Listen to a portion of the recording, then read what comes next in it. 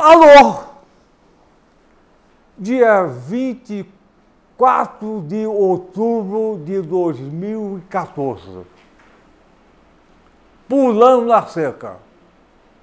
Pulando a Cerca é um programa original sui generis. Não tem pauta, não tem roteiro, nem tem censura. É exatamente como a vida. Pulando a Cerca é um pequeno programa, uma grande bandeira. O apresentador do programa sou eu, Daniel Sutorance, médico, único apresentador do mundo que já teve AVC, acidente vascular cerebral, que é a doença que mais mata no Brasil, e continuamos no ar. Eu sou o próprio Pulando a Cerca. Aliás, o Brasil vem pulando a cerca há 514 anos. Pular a cerca por quê? Por cima, pelo meio, por baixo. Porque a cerca a gente enxerga do outro lado. O outro lado é muito melhor. Não tem sacanagem, não tem corrupção, não tem esculhambação. Pulando a Cerca é uma grande homenagem à população brasileira. Os canais comerciais são todos engessados. Tem pauta, censura, aquele engessamento. Aqui não tem nenhuma. O Pulando a Cerca se caracteriza pelo eu. Eu fiz, eu não fiz, não pude fazer ou pude fazer. A história se faz com eu, não eles, ele lá, é eu.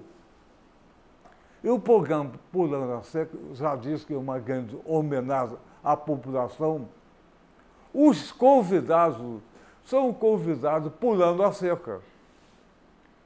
São convidados especiais, todo mundo, aliás, é especial, mas representam uma grande fração da população. Hoje, o nosso convidado especial, como todo mundo é especial, é o simpaticíssimo, cultíssimo, gostosíssimo, tesudíssimo, por que não? Cultíssimo. Olha só, eu estou falando dessa forma que são pessoas a gente tem que ter afeto, falar gostosíssimo, tesudíssimo, é afeto. O convidado de hoje é o pastor Helênio Silveira. Vem pular a cerca, pastor. Pastor que pula a cerca. Oi. Pulou. Então, Helênio, bom dia, boa tarde, boa noite. O programa repete. É ao vivo agora de manhã, repete à noite, repete domingo, repete hoje, sexta-feira, às 9h15 e domingo, 9 horas. Helênio,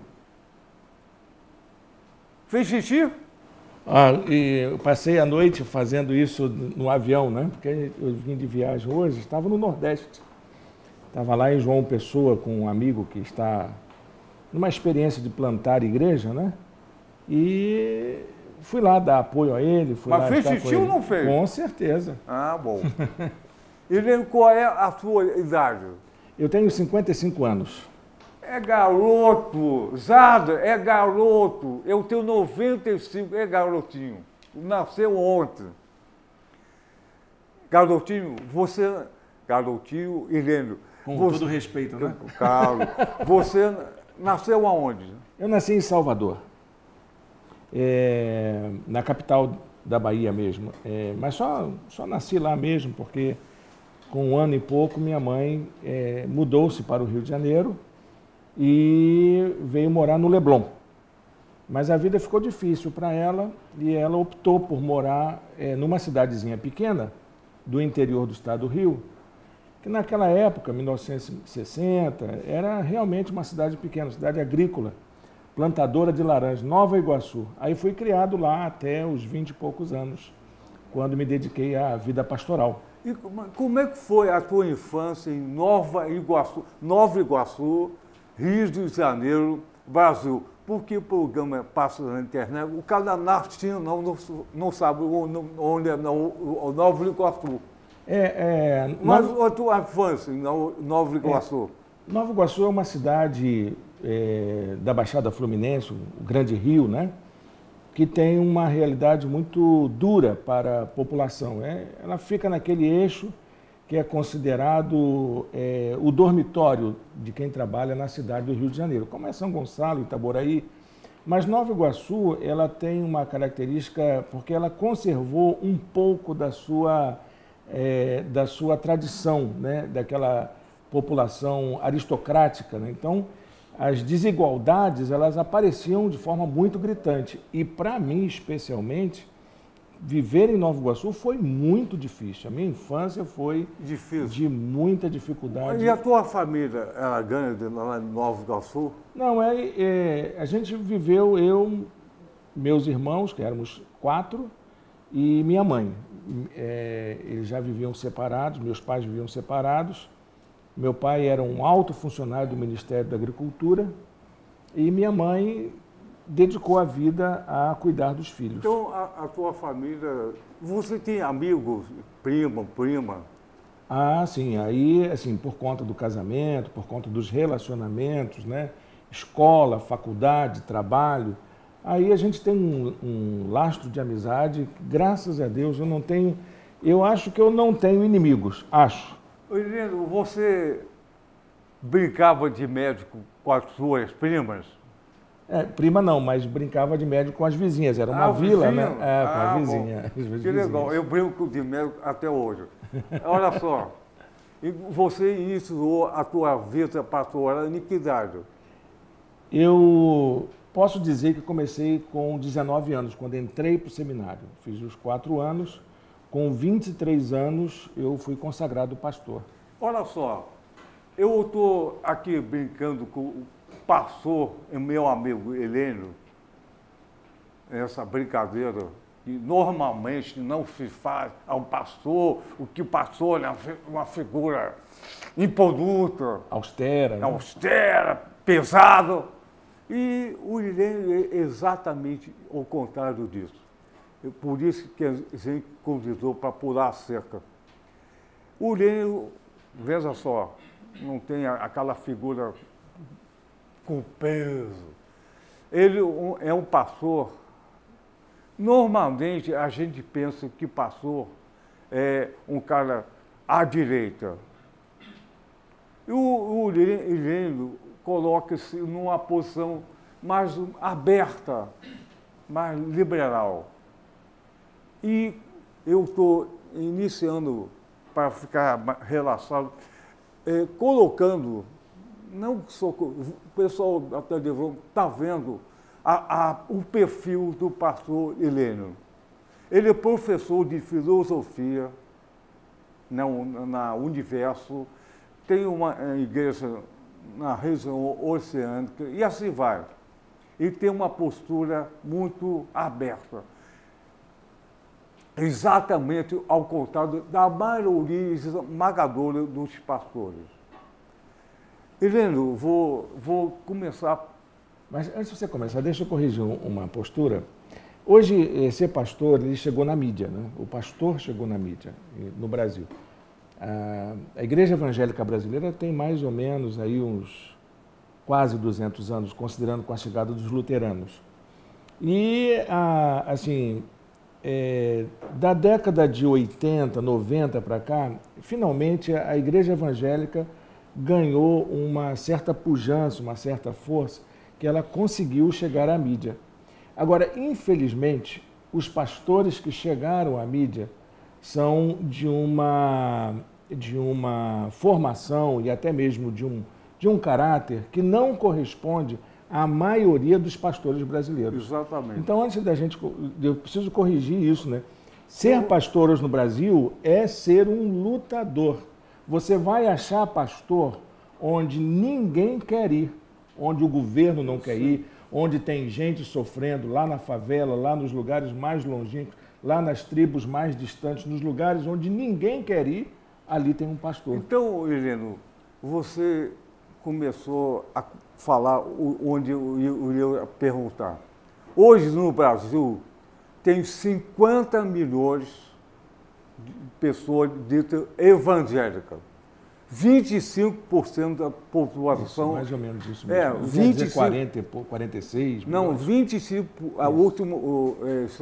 O IBGE é 25% 2010 a população do Brasil. 50 milhões de pessoas aproximadamente. Bom, hoje, nessa última eleição que passou, tinha quase 300 candidatos ao Congresso evangélico. E mais ou menos 15 católicos. Bom, vamos examinar o papel da política na igreja evangélica. Você falou que tem alguns pastores que usam a mídia. Sim. Numa famada... Eu diria até que quem está na mídia hoje é o pior da igreja evangélica. Sim, é o neo... Diria isso. Né? Como a gente está aqui num programa sem censura Sim. e sem pauta, eu me sinto totalmente à vontade de dizer isso. Eu considero o neo uma nova... Sim. O crente, um novo crente. Não vou falar o nome, porque... E a mídia, hoje... Por semana, eu vou estudar. O programa evangélico, o crente, que você está falando, Sim. usa mais ou menos 200 horas por semana de programa na mídia. Sim, aí esse segmento que conseguiu ter um poder aquisitivo para comprar o espaço. Calma. Ah, sim, vamos lá. Tem quase 200 horas de programa na televisão, mídia. Ou seja, se um canal só não conseguir 24 horas cobrir esse tempo todo. E tem 3 horas de programa católico e 1 hora de Umbanda. É chamada a teologia da prosperidade. Tocou a religião pelo bolso. E tem uma força muito grande no Congresso. Diversos candidatos a governador, ou o que seja, são dessa fração evangélica. Isso, como você começou a falar, depois. Há pouco tempo, há 20 anos atrás, o crente, entre aspas, vivia igreja, trabalho, casa. Aí, não, há 20 e pouco, isso. Aí começou a mudar. Deixa eu colocar uma situação que acho que... Vamos lá. Quando a gente fala de igreja evangélica no Brasil, a gente tem que falar de uma realidade completamente fragmentada. A igreja evangélica brasileira, ela é uma igreja fragmentada. Então você tem evangélico para toda sorte de gosto. Eu vou até usar uma expressão de um pastor norte-americano, dizer que é preciso toda forma de igreja para alcançar todo tipo de pessoa, né? E a igreja evangélica brasileira é isso. Então, existem pelo menos 3 segmentos muito fortes dentro da igreja evangélica brasileira. Um é o segmento histórico.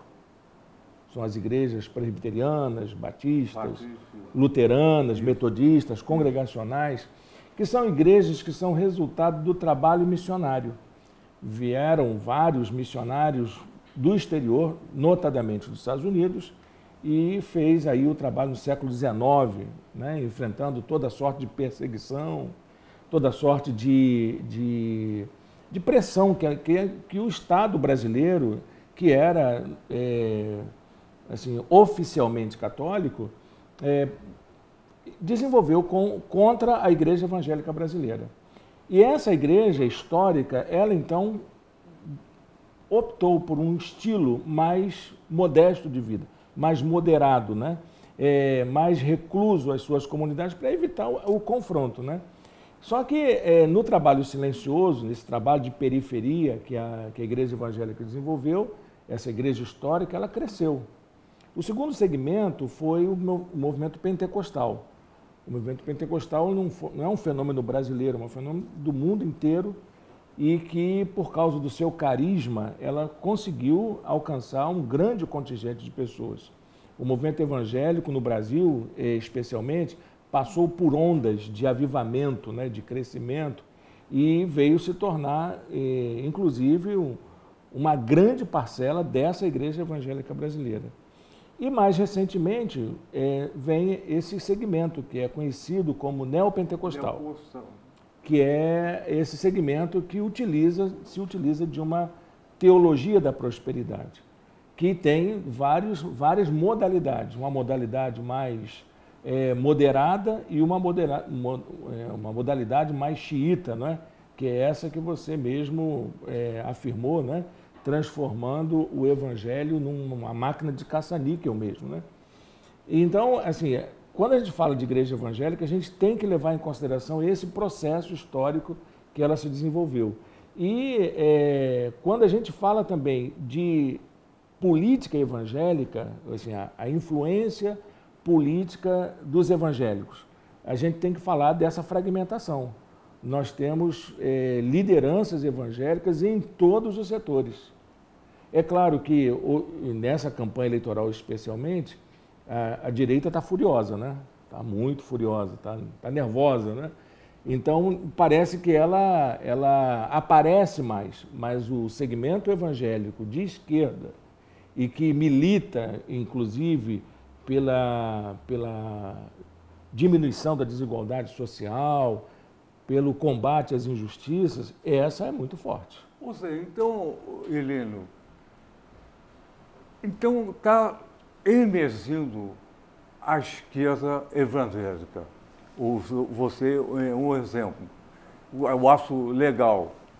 O neopentecostalismo tem a Assembleia de Deus que tem hoje 13 milhões de congregados. E a Igreja Universal do Reino de Deus, do pastor Edir Macedo, pastor dono da Record, sim, tem 2 milhões. Então, 15 milhões de pessoas seguem esse segmento de forma grandes tempos. Sim, sim. E o grande tempo significa... eles têm um efeito midiático, exatamente, né? De causar impacto. Aquele grande tempo com televisão significa prosperidade. É o capitalismo em forma de religião. Uhum. Tocou Deus e Jesus pelo bolso. É mais ou menos isso atrás também. Mas se você olhar direitinho, Daniel, isso não está acontecendo só na igreja evangélica, não. Não, claro que você não. Você pega, por exemplo, no segmento católico, o pessoal da TV Canção Nova, né? Eles têm uma teologia da prosperidade, exatamente, combatida, inclusive, pelo Vaticano, né? Que não é nem combatida, ela é tolerada, né, pelo Vaticano por causa do segmento que eles alcançam. Grande parte do movimento carismático também desenvolve um apreço pela teologia da prosperidade. Então, assim, é um momento muito curioso que a gente está vivendo. E isso influencia a população. Mas sabe que isso tem uma razão de ser, né? Eu sou um estudioso da pós-modernidade. Então, a pós-modernidade, ela trouxe uma coisa muito, muito inédita para esse tempo que nós estamos vivendo. Porque a modernidade em si, ela proclamou um esvaziamento de Deus. Seria quase que aquilo que Nietzsche diz, a morte de Deus. E a pós-modernidade trouxe um reaquecimento da busca de Deus. Só que as pessoas não mais confiam nas formas tradicionais dessa busca. Como todas as verdades criadas pela modernidade, elas foram desconstruídas, questionadas e substituídas nessa tal pós-modernidade. E entre elas a fé, né? E a gente percebe um renascimento da espiritualidade de uma tal maneira que ela tende muito mais a contemplar aquele tipo de guia que satisfaz aos anseios das pessoas na área do consumo, na área da prosperidade pessoal, na área do desenvolvimento pessoal, do sucesso na carreira. Então, um pastor que aparece com um carrão, com um programa de TV, ele é o símbolo, né, dessa aspiração de consumo que essa sociedade contemporânea vivencia. Quer dizer, tem uma razão de ser para isso. E, claro, eu costumo dizer que esse reaquecimento da espiritualidade hoje é a volta dos que não foram, né? E, tipicamente, a volta dos que não foram, porque começamos no século XVII lá dizendo que crer em Deus era uma necessidade. Aí chegamos no começo do século XIX dizendo que crer em Deus é um absurdo. E agora nós estamos aí na busca de uma espiritualidade que possa fazer sentido. Quer dizer, a gente está vivendo um tempo novo. Esse reaquecimento da espiritualidade leva a gente a crer em duende, leva a gente a crer em ET, leva a gente a crer em experiências esotéricas, em religiões orientais, é o reaquecimento do fundamentalismo em todos os setores do conhecimento, inclusive um fundamentalismo político com natureza religiosa, né? Um capitalismo que funciona como religião e até mesmo um movimento socialista, marxista, que é como se fosse uma religião. Então, esse reaquecimento a gente vê em todos os lugares, todos os setores. E a igreja neopentecostal, ela, na verdade, é um produto disso. Ela é um segmento que está aí também se utilizando, né, como em outros setores, desses mesmos procedimentos para se estabelecer. A gente nota que no Congresso, esse setor neo se preocupa, hoje, antes se preocupava com a perseguição do católico. Agora não, fez o acordo, não tem isso, a questão republicana, as igrejas separadas da religião. Uhum. Hoje se preocupa com pedofilia, casamento gay, aborto. Essas são questões mais morais, né? E questões domésticas.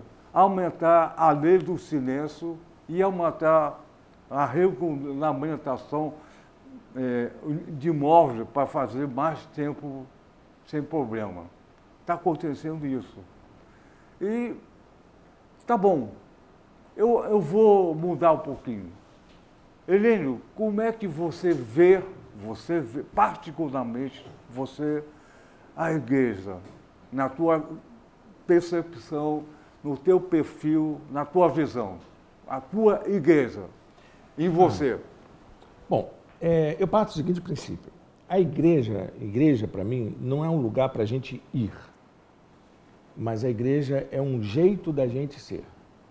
A igreja não é um templo, não é uma casa, não é uma hierarquia. A igreja é um grupo de pessoas que compartilham da mesma fé. Então a gente está aqui, né, turma aí trabalhando, a gente acredita que a televisão vai chegar aos ouvintes, pronto, fizemos nossa igreja dos telespectadores, né? É essa a realidade. Então eu parto do princípio que a gente se faz igreja na medida que a gente encontra uma experiência com Cristo, essa experiência de compreensão, de fé, de renascimento, de transformação de vida. Então as pessoas que passam por essa experiência de transformação, que a gente chama de conversão, né? Elas são as pessoas que compõem a Igreja de Jesus. Mas não é um lugar, né, para ir, mas é uma maneira de ser, é uma família, é um grupo de pessoas que se reúne para trocar ideias, para se importar uns com os outros, construir relações, para que possam viabilizar essa vida de fé nesse mundo complexo que a gente vive. É assim que eu vejo igreja. Qual é o teu papel dentro dessa... Assim, aí o meu papel usando aí uma perspectiva mais humanista, né? O meu papel é de facilitador disso. Eu não sou um dono da verdade lá. Eu não sou uma pessoa que tem a palavra final. Eu sou um facilitador. Eu acho que esse é meu papel, né?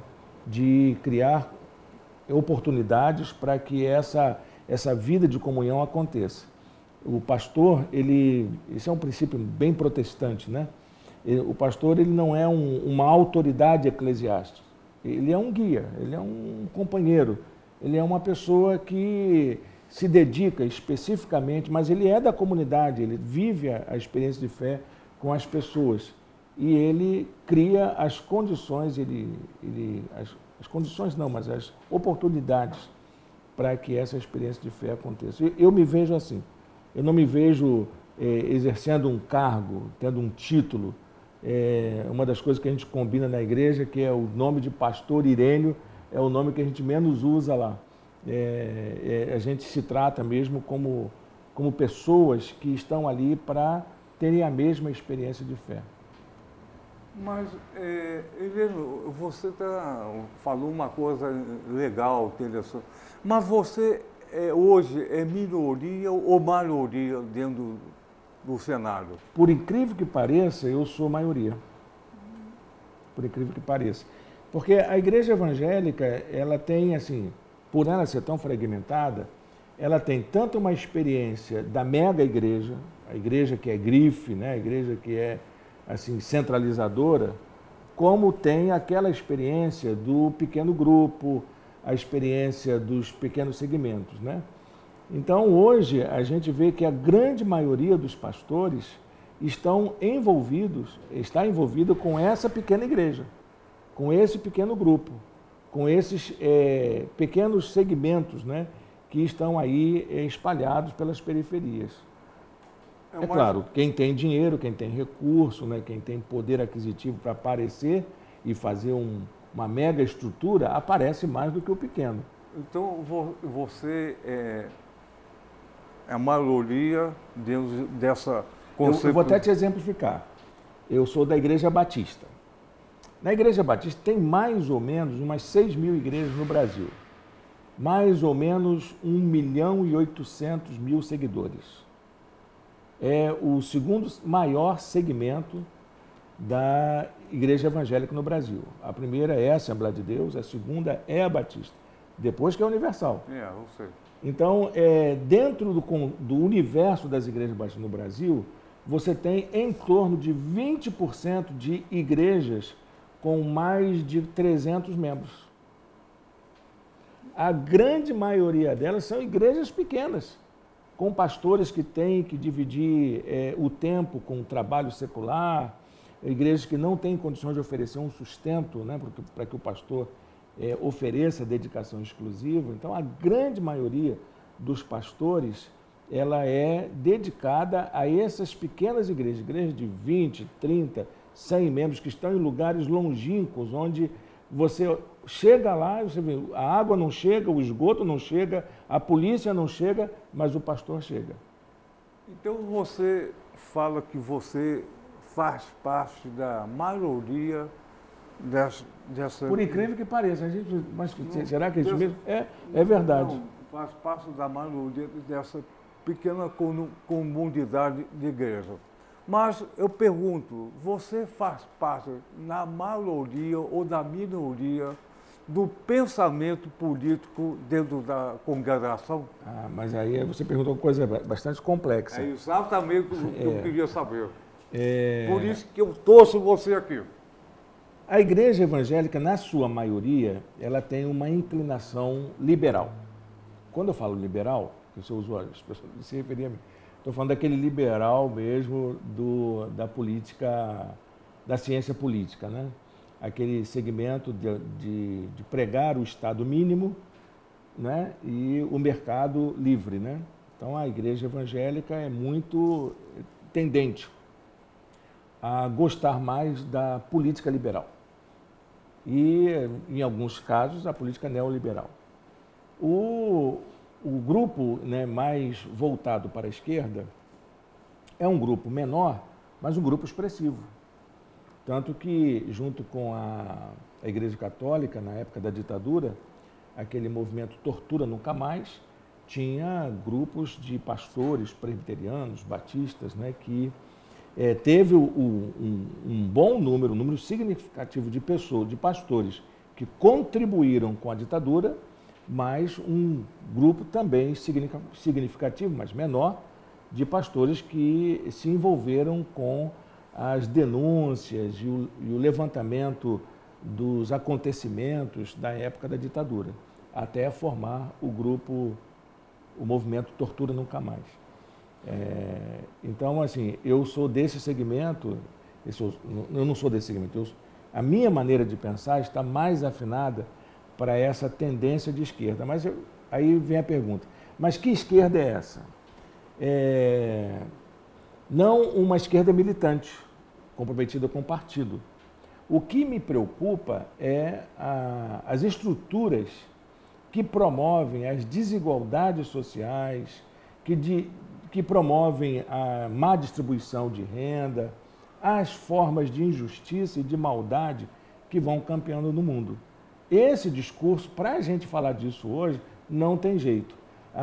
As estruturas da maldade e da injustiça no mundo que nós vivemos, se a gente pegar a sustentabilidade, desigualdade social, a gente vai ver que na raiz dela está o capitalismo.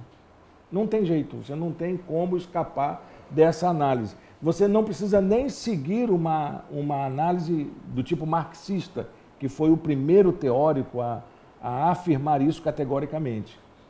Você observa isso na nossa realidade, né? Você vê que para que uma indústria seja estabelecida num lugar, é preciso que haja um deslocamento da população que mora naquela região para outra região mais distante. E aí acaba essa indústria contratando esse mesmo trabalhador que está morando longe para que ele venha trabalhar em situações precárias. Quem paga a conta desse progresso mundial é o pobre. A ONU já se deu conta disso, as instituições humanitárias já se deram conta disso, e não é só uma questão de esquerda ou direita mais. Mas, infelizmente, esse discurso é mais vivo, mais latente, mais corajosamente assumido pelos segmentos que estão mais à esquerda. É nesse lugar em que eu habito, né? É nesse território. Até por causa da minha história de vida, né? Eu vivi um bom tempo da minha vida, e ainda vivo, né? Tendo que enfrentar situações de falta de oportunidade de trabalho, de estudo, de crescimento pessoal. Quer dizer, enfrentei isso tudo, né? Então, vivendo isso e vivendo essas circunstâncias, com outras pessoas na mesma condição que eu, quer dizer, eu digo para mim mesmo, eu não consigo viver da mesma forma e dizer com cara limpa, né, que eu sou a favor de uma economia de mercado livre. Bom, eu não teria essa coragem de dizer isso, né? E até porque a própria Bíblia, ela chama o profeta, o pregador, né, o proclamador da mensagem, para que assuma uma postura diante dessas injustiças.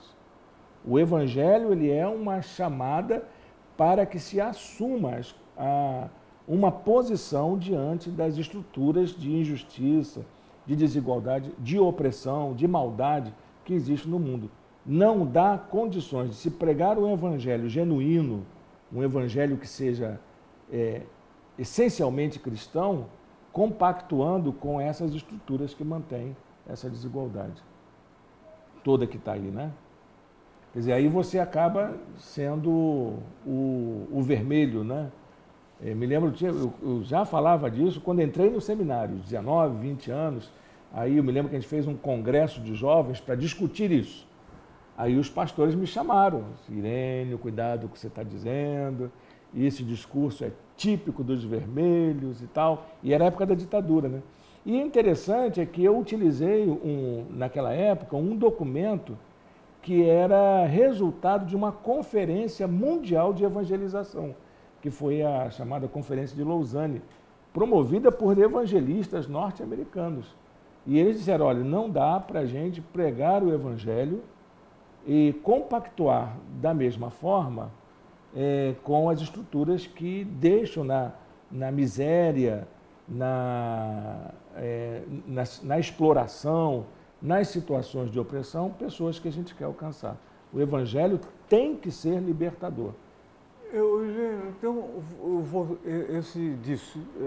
essa palavra que você deu, você fala isso de forma serenamente da tua igreja? Sim. Acho que é por isso que o meu grupo é pequeno. Porque eu não escondo isso de ninguém. Eu escrevo isso, eu coloco no meu blog, eu coloco nas minhas mensagens, eu enfatizo isso. Eu não tenho um compromisso partidário, ideológico com a esquerda. Mas não posso deixar de concordar de que aquilo que dá base à minha pregação evangélica em relação às desigualdades sociais, eu só encontro eco nos discursos teóricos da esquerda. Então você falou que por isso que tem pouca gente. Ótimo, é melhor pouco, que tem cabeça que uma massa de ovelha animada. Eu tenho pouca gente porque a gente está começando um trabalho, a gente está plantando igreja. Mas você tem 50 anos, começou com 19, o teu trabalho tem 40 anos. Mas eu já fui assim, pastor de igreja com mais membros, igreja de centro de cidade. Foi uma opção que eu tive dos últimos anos, né? Eu optei por isso. Se houver uma reforma política no próximo governo, a tendência é não ter coligação. E se não tiver coligação, os 300 pastores evangélicos... Se não tiver, eles vão ter que pular muita cerca. Exatamente. Para não ter coligação, eles vão ter que pular muita cerca. Hoje tem quase 100 evangélicos, pastor. Se não houver coligação, vai cair para 20. A coligação que forma essa massa, não vou falar, ruim, a coligação. É a base da negociação, para negociação, né? Exatamente. E de negociação, um salto para negociata é uma linha tênue que separa isso. Então, né? Eu estou falando isso porque, não havendo coligação, o número é menor. E eu acho, Heleno, você não faz coligação com o demônio. Porque o pastor Edir Macedo coloca o seguinte: a doença é por causa do vírus do demônio e o demônio da bactéria. Coloca isso. Infelizmente, a preocupação dele com a atualização do conhecimento, a vinculação dele com a realidade vivida pelas pessoas é nenhuma, né? Ele não está nem aí para isso, ele está querendo reafirmar uma crendice popular para alcançar as pessoas. Se você olhar direitinho, não é só ele que diz. Não, claro que não. Encontra receptividade porque as pessoas mais humildes, as pessoas menos esclarecidas, elas acreditam dessa forma. Então você a gente vive uma espiritualidade que é muito influenciada por dois movimentos universais. Um é o maniqueísmo, presente aí na história, dualista, essa mentalidade dualista, né? E o segundo é o xamanismo, em que tem aquele líder, né? Que recebe o recado divino e faz aqueles gestos miraculosos, aqueles sinais e prodígios para ele auferir poder para ele. Então, a fé, de um modo geral, ela é muito influenciada tanto pelo maniqueísmo quanto pelo xamanismo. Então, ele vai essas lideranças espertas, né? vão fazer uso disso com muita propriedade. Heleno, eu convidei você aqui por Pulando a Cerca, que é um canal universitário, não tem pauta, não tem roteiro, nem censura, porque muito provavelmente você não teria espaço na Record, na Globo e etc., no canal comercial. Tá bom, mas você tem um espaço aqui. O Pulando a Cerca é um dos poucos programas da mídia no Brasil que não tem censura nenhuma. E aí é o espaço das pessoas que não fazem articulação ou aquele partido que se une ao outro. Não tem história. É você e você. Então, eu acho super legal que você coloque aqui no ar o que você coloca pessoalmente também dentro da tua congregação. Eu acho que você coloca também aos seus alunos na universidade. Sim, eu não gosto de perder nenhuma oportunidade. Eu acho que meu papel é assim, de ser uma ponte, né? Eu estou aqui para construir pontes para o conhecimento, para uma transformação de vida das pessoas. E se eu sei de que tem alguma coisa que aliena, que promove ideologização do conhecimento, eu acho que meu papel é de me policiar para não ser um promotor dessas barreiras, dessas cercas, né, que acabam impedindo a gente de chegar até lá. Olha só, eu assisti a tese de doutorado do Lênin. Foi surpreendente. A tese do Lênin, que é um pastor, foi sobre Foucault. Até a banca se surpreendeu.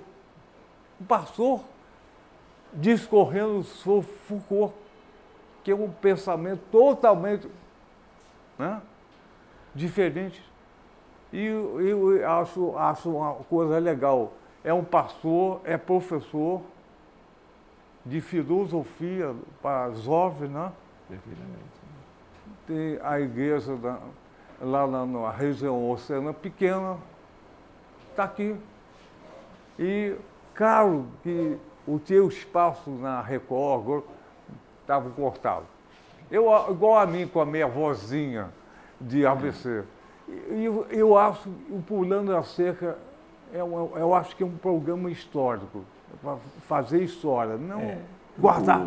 O programa ele tem uma proposta muito interessante. Eu queria parabenizar você pela iniciativa, Daniel. E até a ideia do Pulando a Cerca mesmo, quando eu falei para os amigos que eu viria aqui... Pular a cerca? Vai pular a cerca, Irene?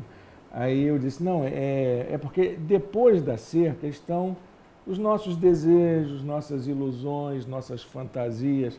Estão lá, não é que lá está o melhor, mas é aquilo que a gente acha que é o melhor. Então, a gente está iludido, né, de que lá está o melhor. Mas é lá onde estão os nossos desejos, nossas ilusões, nossos anseios, nosso ideal onírico, né, que todo mundo tem.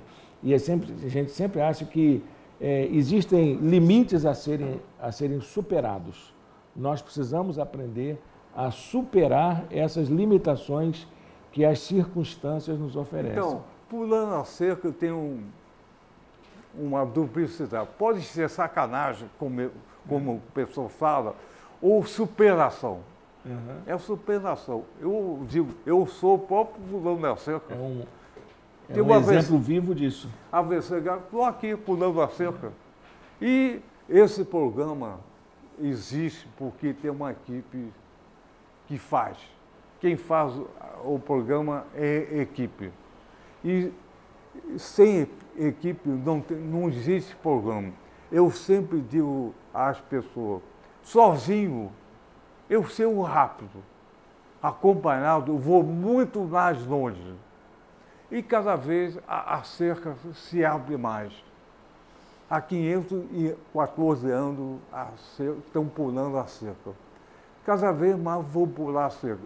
E você, eu acho que você, que cada igreja no Brasil tivesse um Helênio, ia ficar muito menor, né, Oswaldo?